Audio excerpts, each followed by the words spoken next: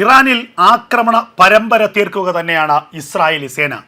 കഴിഞ്ഞ മണിക്കൂറുകളിൽ ഇറാന്റെ തലസ്ഥാനമായ ടെഹ്റാനിലും പരിസര പ്രദേശങ്ങളിലുമുള്ള ഇറാൻ റവല്യൂഷണറി ഗാർഡ് കോർപ്സിന്റെ പ്രധാനപ്പെട്ട കേന്ദ്രങ്ങളെയും ആയുധ സംഭരണശാലകളെയും ലക്ഷ്യമിട്ട് മണിക്കൂറുകൾ നീണ്ട മിസൈൽ ആക്രമണങ്ങളാണ്, റോക്കറ്റ് ആക്രമണങ്ങളാണ് ഇസ്രായേൽ സേന നടത്തിയത് എന്നുള്ള വിവരമാണ് പുറത്തു വരുന്നത്. ഇസ്രായേലിന്റെ 80 ഫൈറ്റർ ജെറ്റുകൾ ഈ വ്യോമ ആക്രമണത്തിൽ പങ്കെടുത്തു എന്നുള്ള വിവരം പുറത്തു വരികയാണ്. എത്രമാത്രം ഭയാനകമായ ആക്രമണമാണ് എന്നുള്ളത് ഈ ഫൈറ്റർ ജെറ്റുകളുടെ എണ്ണത്തിലൂടെ തന്നെ നമുക്ക് വ്യക്തമാകുന്നതാണ്. 80 ഫൈറ്റർ ജെറ്റുകൾ ഉൾപ്പെട്ട ഒരു അതിശക്തമായ വ്യോമാക്രമണം ഇറാന്റെ തലസ്ഥാനത്തേക്ക്, ഇറാന്റെ തലസ്ഥാനത്തും പരിസര പ്രദേശങ്ങളിലും ഇറാന്റെ പ്രധാനപ്പെട്ട പട്ടണങ്ങളിലേക്ക് ഇസ്രായേലി സേന നടത്തിയിരിക്കുന്നു. ഇതിന്റെ ഏറ്റവും പ്രധാനപ്പെട്ട വിശദാംശങ്ങളാണ് പുറത്തു വരുന്നത്. ഒന്ന്, ഇറാൻ റവല്യൂഷണറി ഗാർഡ് കോർപ്സിന്റെ യൂണിവേഴ്സിറ്റിയും പരിസര പ്രദേശങ്ങളും ഇസ്രായേലി സേന ആക്രമിച്ച് നശിപ്പിച്ചിരിക്കുന്നു. ഇറാൻ റവല്യൂഷണറി ഗാർഡ് കോർപ്സിന്റെ പ്രധാനപ്പെട്ട നേതാക്കന്മാർ താമസിക്കുന്ന, ഇറാൻ റവല്യൂഷണറി ഗാർഡ് കോർപ്സിന്റെ പരിശീലനങ്ങൾ നടക്കുന്ന, ഇറാൻ റവല്യൂഷണറി ഗാർഡ് കോർപ്സിന്റെ യൂണിവേഴ്സിറ്റി, ടെഹ്റാനിൽ സ്ഥിതി ചെയ്യുന്ന യൂണിവേഴ്സിറ്റിയുടെ നേർക്ക് ഇസ്രായേലിന്റെ ആക്രമണമുണ്ടായി എന്നുള്ള വാർത്തയാണിപ്പോൾ പാശ്ചാത്യ മാധ്യമങ്ങൾ നൽകുന്നത്. മറ്റൊന്ന് ഒരു മിസൈൽ സ്റ്റോറേജ് കേന്ദ്രത്തിന് നേരെ, ഒരു അണ്ടർഗ്രൗണ്ടിലുള്ള പർവ്വതങ്ങൾക്ക് താഴ്വാരത്തുള്ള ഭൂഗർഭ ഒരു മിസൈൽ സ്റ്റോറേജ് കേന്ദ്രത്തിന് നേരെയാണ് ഇസ്രായേലി സേനയുടെ ആക്രമണം ഉണ്ടായിരിക്കുന്നത്.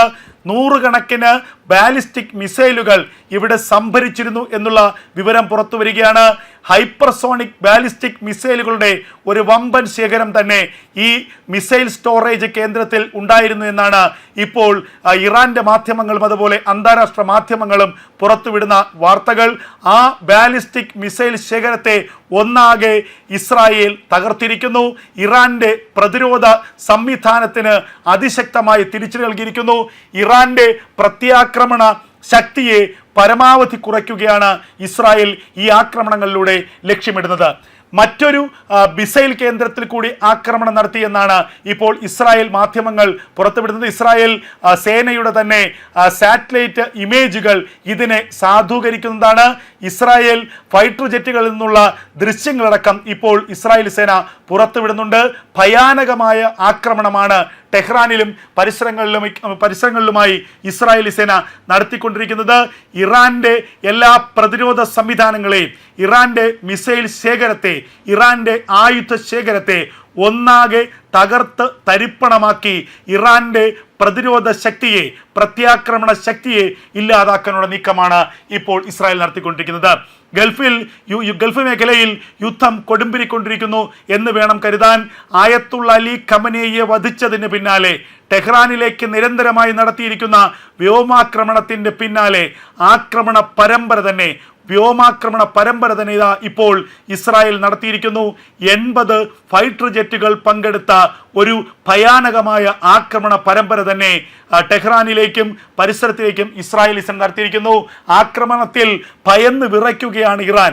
ഇറാന്റെ എല്ലാ തരത്തിലുള്ള ആയുധശേഷിയും ഇല്ലാതാക്കി ഇറാനെ പരിപൂർണമായി ഉന്മൂലനം ചെയ്യാനുള്ള ആക്രമണം, അല്ലെങ്കിൽ ഇത്രത്തോളം ഭയാനകമായ ആക്രമണം എങ്ങനെയാണ് സംഭവിക്കുക?